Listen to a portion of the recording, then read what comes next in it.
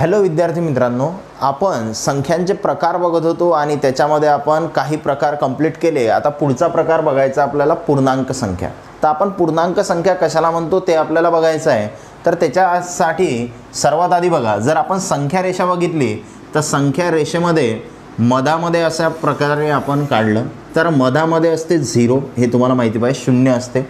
आणि शून्याच्या जर तुम्ही उजव्या बाजूला गेले तर तुम्हाला सर्व धनसंख्या भेटतात. म्हणजे इथं धन1, धन2, धन3, धन4 आहे ना. म्हणजे अशा पद्धतीनं कुठपर्यंत तर इन्फिनिटीपर्यंत आहे ना. इन्फिनिटी म्हणजेच काय तर अनंत संख्या आहे. तर अव्याख्येय पण म्हणतात त्याला मराठीमध्ये. तर या शून्याच्या जर तुम्ही डाव्या बाजूला आले तर इकडे तुम्हाला संख्या भेटतात -1 म्हणजेच ऋण1, ऋण2, ऋण3, ऋण4 आणि असं कुठपर्यंत तर परत हे असं कुठपर्यंत येणार आहे इन्फिनिटीपर्यंत, म्हणजेच अनंत संख्या आहेत. तर याच्यामध्ये ह्या संख्या रेषावरती आपण ज्या संख्या दाखवल्या यांना काय म्हणतो आपण पूर्णांक संख्या. मग पूर्णांक संख्येमध्ये ह्या ज्या इकडच्या पूर्णांक संख्या आहेत यांना म्हणतो आपण धन पूर्णांक संख्या. काय म्हणतो यांना धन पूर्णांक. कारण यांच्यासमोर कोणासमोर साईन दिलेलं नाही, याचा अर्थ ते साईन कोणतं आहे, अधिकचं चिन्ह दिलेलं आहे असा त्याचा अर्थ होतो. आणि शून्याच्या डाव्या बाजूच्या ज्या संख्या आहेत त्यांना आपण काय म्हणतो ऋण पूर्णांक संख्या. ऋण पूर्णांक संख्या, ऋण पूर्णांक संख्या. ठीक आहे. आणि ह्या कोणत्या होत्या धन पूर्णांक संख्या. तर पूर्णांक संख्या म्हणजे धन पूर्णांक संख्या, ऋण पूर्णांक संख्या आणि शून्य या सर्वांच्या मिळून ज्या संख्या तयार होतात त्या संख्यांना काय म्हणतो आपण पूर्णांक संख्या. मग आता या संख्येरेषेवरती जर आपण डावीकडून उजवीकडे जर गेलो तर जे किंमत आहे ते संख्यांची किंमत वाढत वाढत जाते. याचा अर्थ काय बघा, जसं हा इथं 1 आहे, इथं 2 आहे. मग 1 आणि 2 मध्ये आपण उजवीकडे चाललो. 1 ही छोटी संख्या आहे, 2 ही मोठी संख्या आहे, त्याच्यापेक्षा मोठी संख्या 3, त्याच्यापेक्षा मोठी संख्या 4. म्हणजे जेव्हा आपण डावीकडून उजवीकडे जातो तर संख्या मोठी मोठी होत जाते. मग याचाच अर्थ तसंच इकडे पण आहे.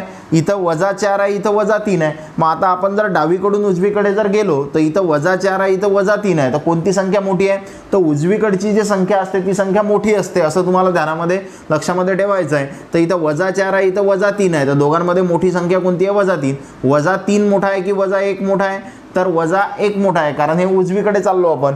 -1 मोठा आहे की 1 मोठा आहे, तर 1 मोठा आहे कारण आपण उजवीकडे चाललो, बरोबर. म्हणजे संख्या रेषेवर जर आपण उजवीकडे गेलो तर उजवीकडच्या संख्या ह्या मोठ्या असतात आणि डावीकडच्या संख्या काय असतात, छोट्या असतात. म्हणजे -2 पेक्षा +2 काय मोठा आहे कारण तो उजवीकडे आहे. म्हणजे उजवीकडच्या ज्या संख्या आहेत त्या तुम्हाला काय करायच्या आहेत, मोठ्या आहेत असं समजून घ्यायचं आहे. मग आता बघा, जर तुम्ही याच्यामध्ये ऋण पूर्णांक संख्या आणि धन पूर्णांक संख्या सांगितलं. मग आता मला जर सांगायचं असेल की सर्वात मोठी काय सांगायचं आपल्याला, सर्वात मोठी ऋण पूर्णांक संख्या. ऋण पूर्णांक संख्या. मग आता सर्वात मोठी ऋण पूर्णांक संख्या कोणती आहे बघा बरं. तर सर्वात मोठी ऋण पूर्णांक संख्या, तर ऋण पूर्णांक संख्या म्हणजे काय, ऋण म्हणजे ह्या. आणि याच्यामध्ये जर आपण उजवीकडे जर गेलो तर संख्या मोठी मोठी होत जाते. मग आपल्याला ऋण पूर्णांक सर्वात मोठी पाहिजे. मग आता सर्वात मोठी संख्या ऋण काय होणार इथं, -1, बरोबर. याचं उत्तर काय, -1. म्हणजे सर्वात मोठी ऋण पूर्णांक संख्या किती आहे, -1. कारण ह्या सर्व ऋण संख्या आहेत आणि ऋण संख्येमध्ये सर्वात मोठी संख्या कोणती असते, -1. त्याच्यापेक्षा छोटी कोणती असते, -2. त्याच्यापेक्षा छोटी कोणती असते, -3. ठीक आहे. मग आता याच्यानंतर जर मला सर्वात लहान ऋण पूर्णांक संख्या लागत असेल तर सर्वात लहान ऋण पूर्णांक संख्या, सर्वात लहान ऋण पूर्णांक संख्या. मग आता सर्वात लहान जर पाहिजे तर याचा अर्थ काय, आपल्याला इकडे यावं लागेल. आणि इकडे जर आलो तर ह्या संख्या अव्याख्या आहेत, आपण त्या सांगू शकत नाही, बरोबर. म्हणजे सर्वात लहान ऋण पूर्णांक संख्या कोणती असेल हे आपल्याला सांगता येणार नाही, बरोबर. म्हणजे सर्वात मोठी ऋण पूर्णांक संख्या -1 आहे, पण सर्वात लहान ऋण पूर्णांक संख्या हे काय असेल हे आपण सांगू शकत नाही. कारण या संख्या रेषेवर अनंत अशा संख्या आहेत, त्यामुळे आपण सांगू शकत नाही की सर्वात लहान ऋण पूर्णांक संख्या कोणती असेल. त्याच्यानंतर जर आपल्याला सांगायचं असेल सर्वात लहान धन पूर्णांक संख्या, सर्वात लहान धन पूर्णांक संख्या.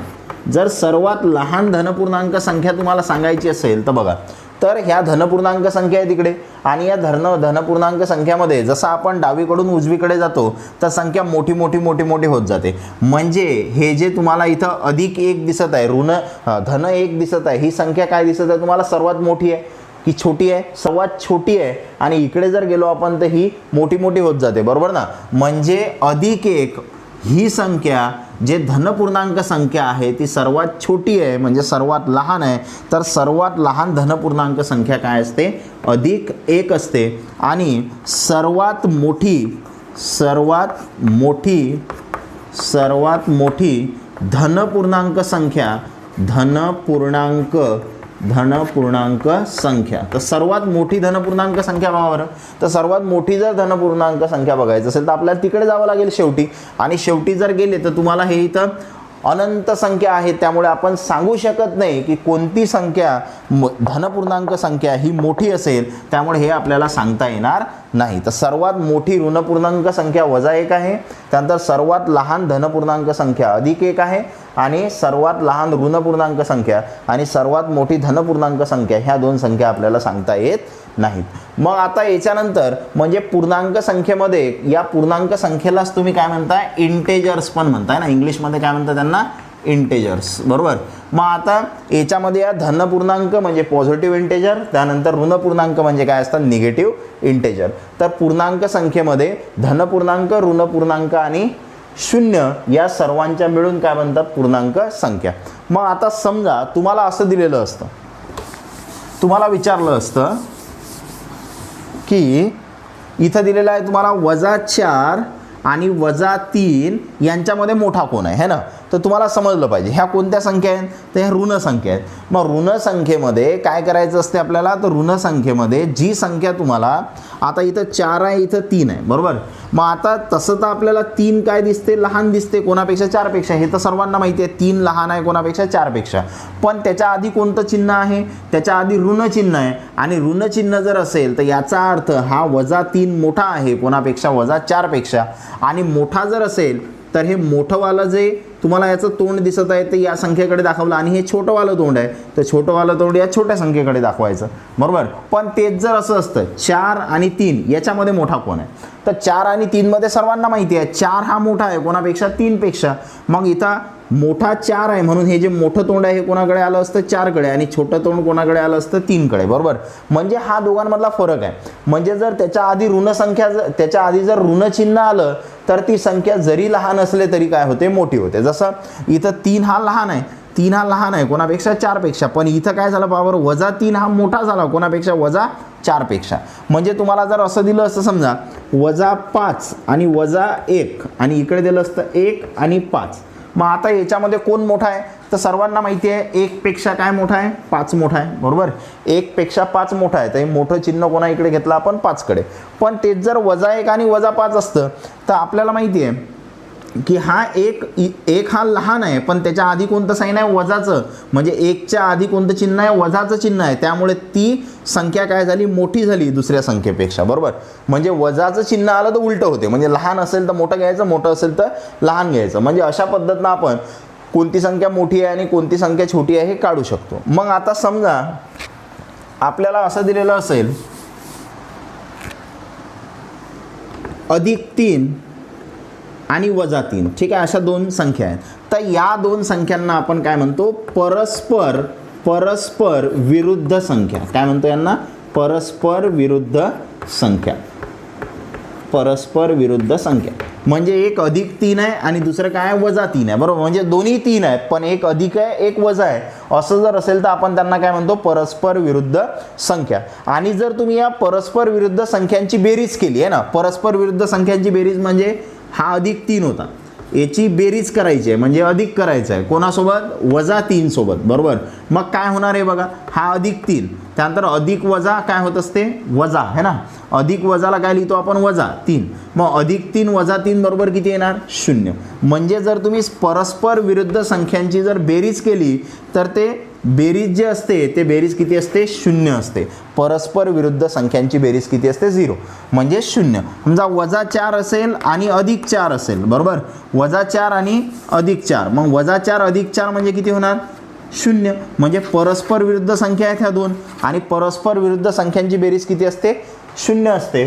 तर पूर्णांक संख्येमध्ये धन पूर्णांक, ऋण पूर्णांक आणि शून्य ह्या पूर्ण संख्या असतात. आता याच्यानंतर आपल्याला हे माहीत झालं की परस्पर विरुद्ध संख्या कशाला म्हणतात.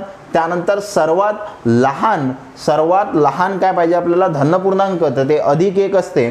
त्यानंतर सर्वात मोठी ऋण पूर्णांक ते काय असते? -1 असते.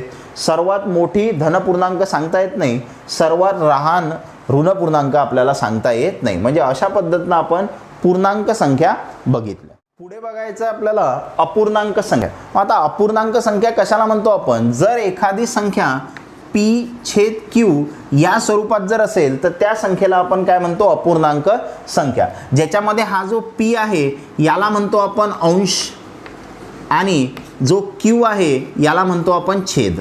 ठीक आहे, अंश आणि छेद. म्हणजे एखादी संख्या जर अंश आणि छेदाच्या रूपात दिलेली असेल तर ती संख्या काय असते? अपूर्णांक संख्या. आणि याच्यामध्ये एक गोष्ट ध्यानात ठेवायची आहे तुम्हाला की हा जो q आहे, जर समजा असं आपण इथं घेतलं की असं 3/2 तुम्हाला दिलेला आहे. काय दिलेलं आहे तुम्हाला? 3/2. म्हणजे तुमचा अंश किती आहे? 3 आणि छेद किती आहे तुमचा? 2. मग 3/2 ही तुमची संख्या आहे.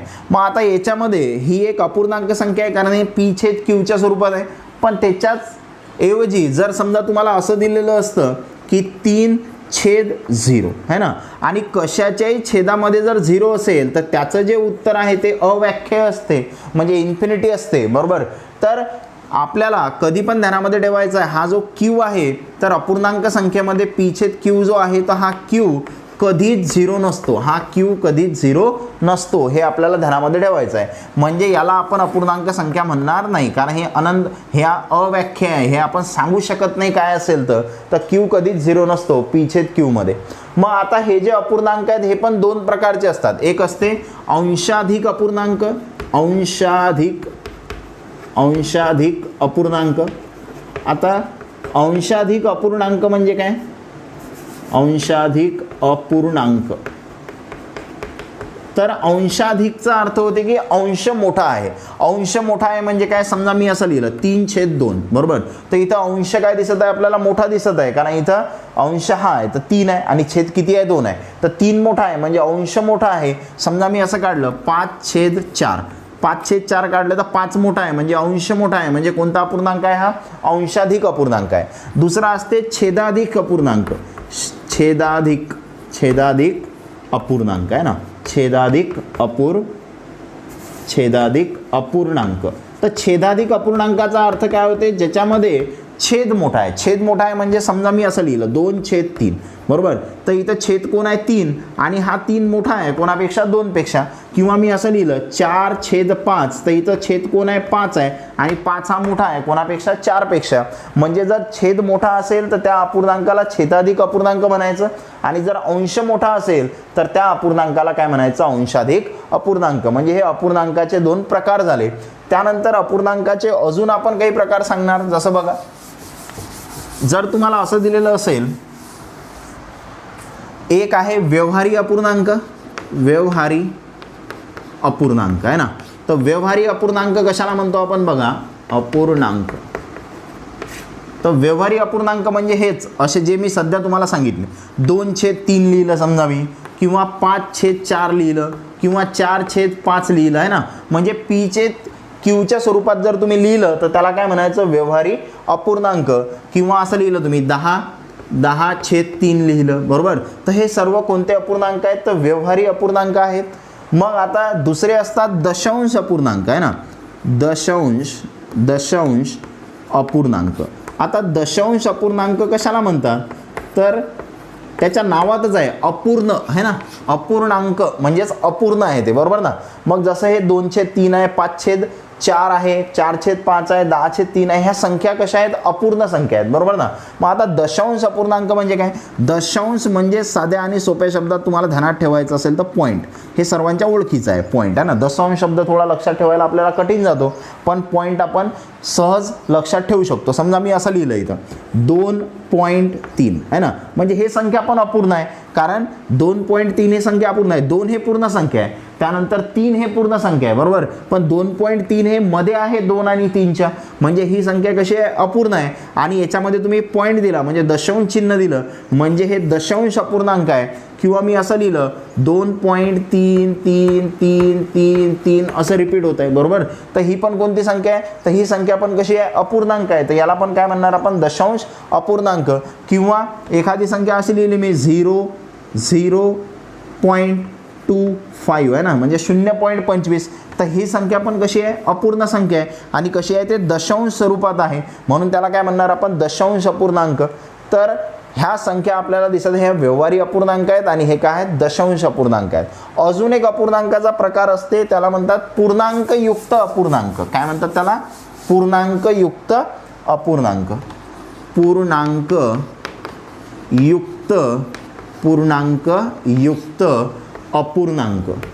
अपूर्णांक. आता पूर्णांकयुक्त अपूर्णांक म्हणजे काय, तर बघा पूर्णांकयुक्त अपूर्णांक जर तुम्हाला सांगायचं असेल तर काय सांगणार आपण. समजा असं लिहिलं मी 2, त्यानंतर इथं लिहिलं 3/5. तर हे जे संख्या आहे याला म्हणतो आपण पूर्णांकयुक्त अपूर्णांक. कसं, तर इथं हा 2 दिसत आहे आपल्याला, हे पूर्ण संख्या आहे आणि हा 3/5 हे अपूर्ण संख्या आहे बरोबर. म्हणजे पूर्णांक पण आहे आणि अपूर्णांक पण आहे. म्हणजे 2, 3/5 अशी जर संख्या लिहिलेली असेल तर याला म्हणतो आपण पूर्णांकयुक्त अपूर्णांक. किंवा असं लिहिलं मी 4/1/5 असं लिहिलं तर बघा, तर ही पण कशी आहे 4 हे पूर्ण संख्या आहे आणि 1/5 हे अपूर्ण संख्या आहे. म्हणजे अशी जर संख्या लिहिलेली असेल तर आपण त्याला काय म्हणतो पूर्णांकयुक्त अपूर्णांक. म्हणजे याला वाचायचं असेल तर कसं वाचणार आपण, हा 4 आहे 4.1/1/5 असं वाचणार याला 2.3/5 असं आपण याला वाचणार. 4.1/5 2.3/5. तर इथं काय दिसत आहे आपल्याला, हा 2 पूर्ण संख्या आहे आणि 3/5 हे अपूर्ण संख्या आहे बरोबर. आणि या अपूर्ण संख्याला तुम्ही व्यवहारी अपूर्णांकात बदल करू शकता. तर तो बदल कसा करायचा बघा. जर तुम्हाला याला व्यवहारी अपूर्णांकात बदलायचं असेल तर ते आपण कसं बदलणार, तर 4/5 हे 4 1/5 आहे की नाही, मग 5नं 4ला काय करायचं गुणायचं. मग 5नं जर 4ला गुणलं तर किती होते 4 × 5. त्यानंतर त्याच्यामध्ये अधिक करायचं. अधिक किती करायचं, तर अधिक किती आहे इथं वरती 1 आहे आणि याच्या भागेला किती घ्यायचं, तर इथं 5 आहे म्हणून भागेला किती घ्यायचं 5. म्हणजे काय होणार 4×5 किती झाले 20 + 1 भागेला 5 आणि 20 + 1 म्हणजे किती 21/5 बरोबर. तर हा झाला व्यवहारी अपूर्णांक.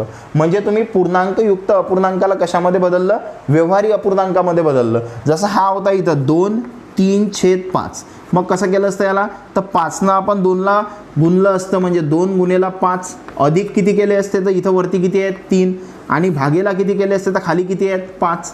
म्हणजे काय झालं असतं बघा 5 दुनी काय झालं असतं 10 अधिक किती आले असते 3 आणि भागेला किती होते इथं 5. म्हणजेच किती झालं 10 + 3 किती झालं 13. 13/5. म्हणजे अपूर्णांक समजले तुम्हाला. तर अपूर्णांकामध्ये आपण आधी 2 प्रकार सांगितले, अंशाधिक अपूर्णांक, छेदाधिक अपूर्णांक. नंतर परत 3 प्रकार सांगितले, ज्याच्यामध्ये एक व्यवहारी अपूर्णांक, दुसरा दशांश अपूर्णांक आणि तिसरा पूर्णांकयुक्त अपूर्णांक. पुढे आपल्याला बघायचं आहे परिमेय संख्या आणि अपरिमेय संख्या. तर परिमेय संख्येलाच आपण रॅशनल नंबर म्हणतो आणि अपरिमेय संख्येला म्हणतो आपण इररॅशनल नंबर. मग आता परिमेय संख्या काय असतात, तर ज्या संख्यांना आपण p/q स्वरूपात लिहितो त्यांना आपण काय म्हणतो परिमेय संख्या. मग आता हा जो q आहे हा q फक्त आपल्याला 0 पाहिजेत नाही हे एक ध्यानामध्ये ठेवायचं. मग आता 4 ही परिमेय संख्या आहे का, तर बघा 4ला आपण p/q स्वरूपात लिहू शकतो का, तर लिहू शकतो. इथं 4च्या खाली काही नाही याचा अर्थ 1 आहेच. इथं 5 आहे 5च्या खाली काही नाही म्हणजे 1 आहेच म्हणजे परिमेय संख्या आहे. इथं -2 आहे याच्या खाली काही नाही म्हणजे 1च आहे म्हणजे हा p आणि हा q. इथं हा p आणि हा q, हा p आणि हा q. म्हणजे जर आपण p/q स्वरूपात लिहित असू तर त्याला काय म्हणणार आपण परिमेय संख्या. मग हे जे वर्गमुळात 4 आहे हे परिमेय संख्या आहे का, तर आहे. कारण वर्गमुळात 4 म्हणजे किती 2 आणि याच्या खाली काही नाही म्हणजे 1 आहेच. इथं वर्गमुळात 9 आहे, वर्गमुळात 9 म्हणजे किती 3 आणि त्याच्या खाली काही नाही म्हणजे किती आहे 1 आहेच. मग इथं 12/5 दिसत आहे तुम्हाला म्हणजे p/q स्वरूपात आहे आणि याची किंमत बघा. तर आपण काय करणार 12ला 5नं भागणार तर 5 दुनी किती होणार 10, राहिले किती 2, त्याच्यावर आपण पॉईंट देणार आणि 0 घेणार म्हणजे झाले 20. मग 5 × 20 म्हणजे किती आलं तुमचं 2.4. म्हणजे हे जे उत्तर आहे हे उत्तर आता खंडित झालं, हे पुढे असं रिपीट होत नाही आहे, याच्यामध्ये पुन्हा पुन्हा काही गोष्टी येत नाही आहेत, म्हणजे ते तिथंच बंद पडलं असं म्हणणार आपण. तर 2.4 ही पण कोणती संख्या आहे? परिमेय संख्या. इथं 10/3 दिलेला आहे, p/q स्वरूपात आहे आणि 10/3चं उत्तर किती असते? तर 3 त्रिक 9 बरोबर. राहाला 1 पॉईंट देणार, 0 घेणार, म्हणजे झाले 10. परत 3 न भागणार, किती झालं? 3 त्रिक 9, राहणार 1, परत 0 घेणार, 10 झाले. 3 त्रिक 9, परत राहणार 1, मग आपण 0 घेणार, 10 होतील. 3 त्रिक 9, म्हणजे हा 3 3 3 3 काय होतं इथे? रिपीट होत आहे, म्हणजे हे संख्या अखंडित आहे, म्हणजे खंडित झाली नाही, अशी पुढे चालूच राहणार.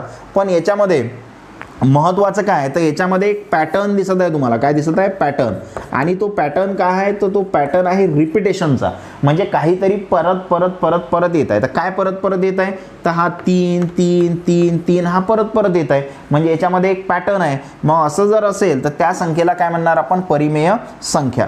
मग इथं तुम्ही याला असंही लिहू शकता, हा 3 3 इतक्या वेळा लिहिण्याची गरज नाही, तुम्ही याच्यावर असा जर तुम्ही पॉईंट दिला बरोबर, तर याचा अर्थ आहे हा 3 काय होता इथं परत परत परत परत येत आहे.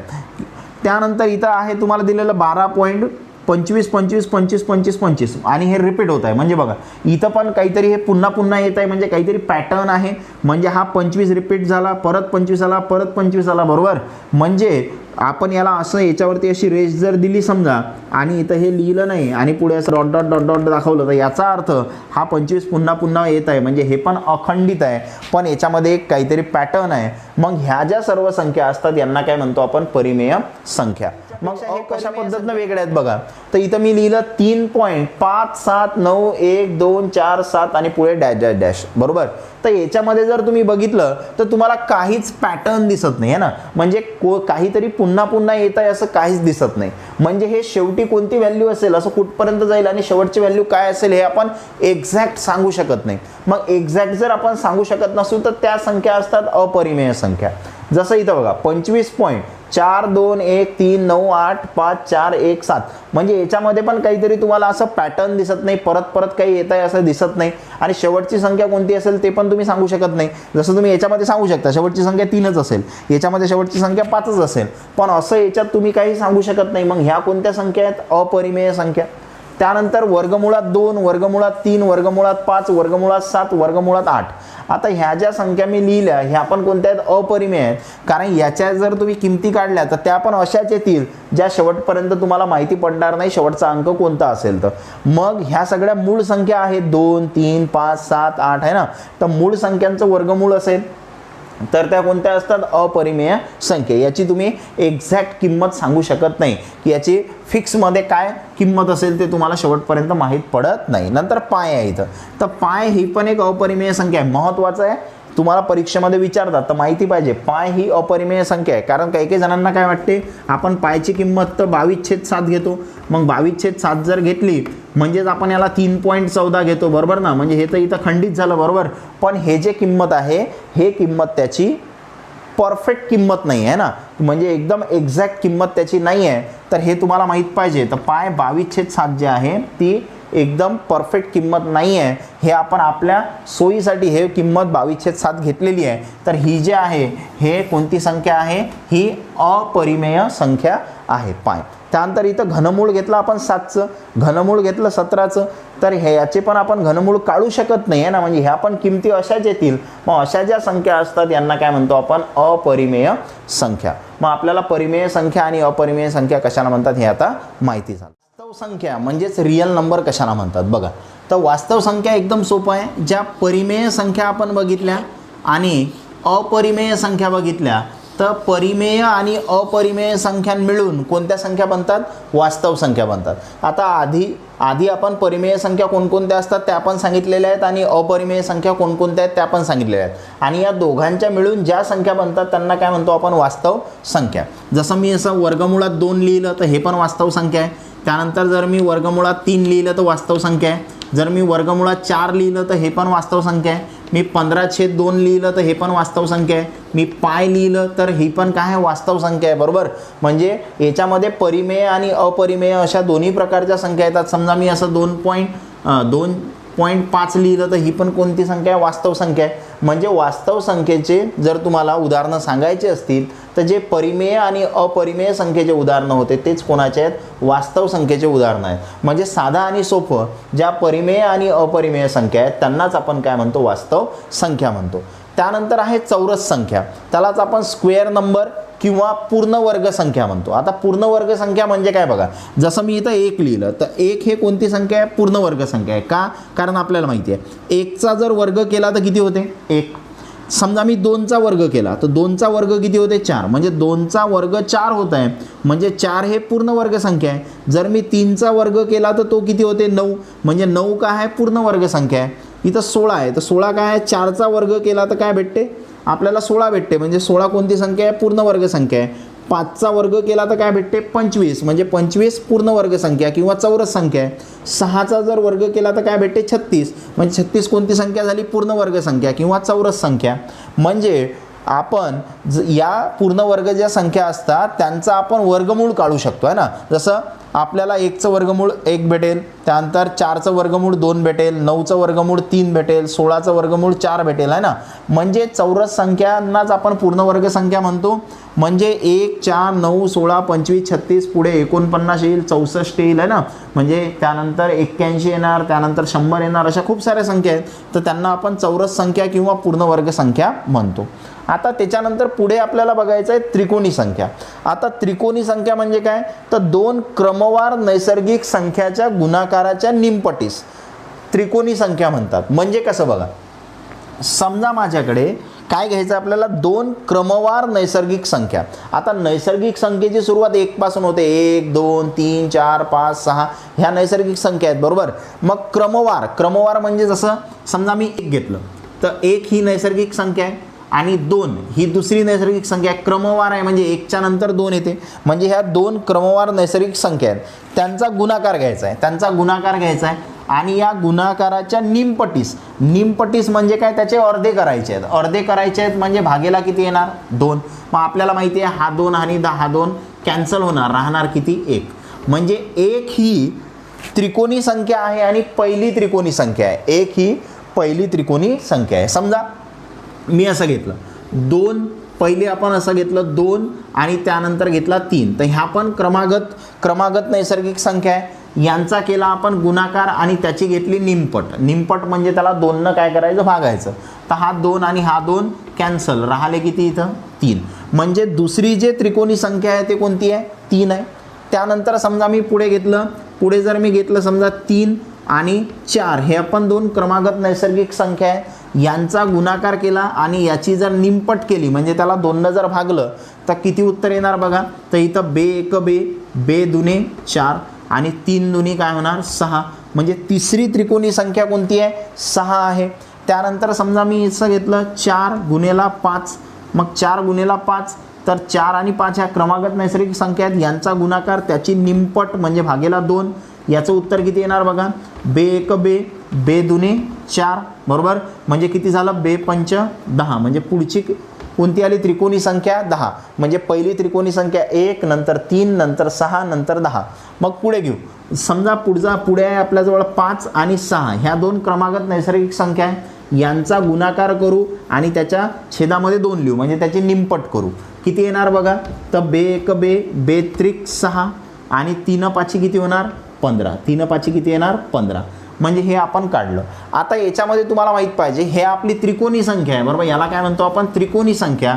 आणि या त्रिकोणी संख्येचा पाया विचारतात आपल्याला. त्रिकोणी संख्येचा पाया म्हणजे काय, तर पाया म्हणजे पहिली संख्या आहे ना, म्हणजे पहिली नैसर्गिक संख्या. 2 क्रमागत नैसर्गिक संख्यामध्ये येणारी पहिली नैसर्गिक संख्या म्हणजे त्याचा पाया. म्हणजे 1 या नैसर्गिक संख्येचा जो पाया आहे तो पाया किती आहे, इथं 1 आहे. 3 या नैसर्गिक नाही त्रिकोणी संख्येचा, 3 या त्रिकोणी संख्येचा पाया किती आहे 2 आहे. 6 या त्रिकोणी संख्येचा पाया किती आहे 3 आहे. त्यानंतर 10 या त्रिकोणी संख्येचा पाया किती आहे 4 आहे. त्यानंतर 15 या त्रिकोणी संख्येचा पाया किती आहे 5 आहे. तर याला आपण पाया म्हणतो बरोबर. तर हे आपल्याला माहीत पाहिजे पाया कशाला म्हणतो.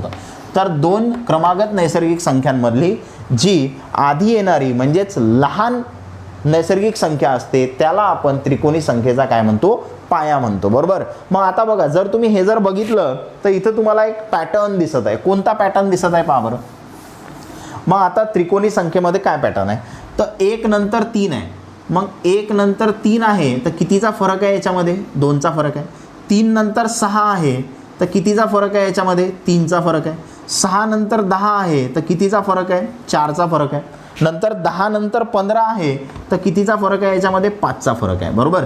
म्हणजे काय समजून राहिलं तुम्हाला बघा, प्रत्येक त्रिकोणी संख्येमधला जो फरक आहे तो एक एक न वाढत चालला. पहिले 2चा फरक होता, मग 3चा होता, मग 4चा होता, मग 5चा होता. आता याच्यानंतर कितीचा फरक येईल, 6. मग आता 6चा जर फरक आला, 6चा फरक आला तर 15 आणि 6 किती होतील, 21. म्हणजे पुढची त्रिकोणी संख्या किती भेटेल आपल्याला, 21 भेटेल, बरोबर. त्याच्या पुढच्यात कितीचा फरक असेल, 7चा. म्हणजे 21 आणि 7 किती होतील, 28. त्याच्या पुढची कोणती असेल, त्याच्यामध्ये 8चा फरक असेल तर 28 आणि 8 किती होतील, 36. म्हणजे पुढची आपल्याला कोणती भेटेल संख्या, 36 भेटेल, बरोबर. म्हणजे आपण त्रिकोणी संख्या सांगू शकतो, म्हणजे असं काढत बसण्याची गरज नाही, तसेही आपण सांगू शकतो कोणकोणत्या असतील तर, बरोबर. तर ह्या ज्या त्रिकोणी संख्या आहेत हे समजलं आपल्याला कसे काढायचं. मग आता जर पुढे आपण असं करणार, जर तुम्ही 2 लगतच्या त्रिकोणी संख्यांची जर बेरीज केली आहे ना, लगतच्या त्रिकोणी संख्यांची बेरीज, म्हणजे हे एक त्रिकोणी संख्या, हे एक त्रिकोणी संख्या, यांची जर बेरीज केली तर हे बेरीज किती येऊ राहिली पहा बरं, 4. त्यानंतर 3 आणि 6 किती येऊ राहिले, 9. त्यानंतर 6 आणि 10 किती येऊ राहिले, 16. त्यानंतर 10 आणि 15 किती येऊ राहिले, 15. 10 आणि 15 किती झाले, 25. म्हणजे जर तुम्ही लगतच्या त्रिकोणी संख्यांची जर बेरीज केली तर तुम्हाला 4, 9, 16, 25 म्हणजेच तुम्हाला पूर्ण वर्ग संख्या भेटत आहेत. म्हणजे लगतच्या त्रिकोणी संख्यांची जर बेरीज केली तर आपल्याला कोणत्या संख्या भेटतात, तर आपल्याला पूर्ण वर्ग संख्या म्हणजे चौरस संख्या भेटतात. कारण 4, 9, 16, 25 ह्या सगळ्या कोणत्या संख्या आहेत, पूर्ण वर्ग संख्या आहेत. तर आपल्याला वास्तव संख्या म्हणजे परिमेय आणि अपरिमेय संख्या मिळून वास्तव संख्या बनतात. चौरस संख्या पण सांगितल्या मी, त्रिकोणी संख्या कशा काढायच्या त्या पण सांगितल्या. तर त्रिकोणी संख्येचा पाया कशाला म्हणतो आपण, तर त्रिकोणी संख्यामध्ये ज्या 2 नैसर्गिक संख्या आहेत त्याच्यामधली जे लहान नैसर्गिक संख्या असते त्याला आपण काय म्हणतो, त्या त्रिकोणी संख्येचा पाया म्हणतो. त्यानंतर त्रिकोणी संख्येमध्ये जो फरक आहे तो एक एक न वाढत जाते. म्हणजे या 2 त्रिकोणी संख्यामध्ये 2चा फरक आहे, याच्यात 3चा आहे, याच्यात 4चा आहे, याच्यात 5चा आहे, पुढच्या आहे 6चा, मग 7चा आहे ना, असं.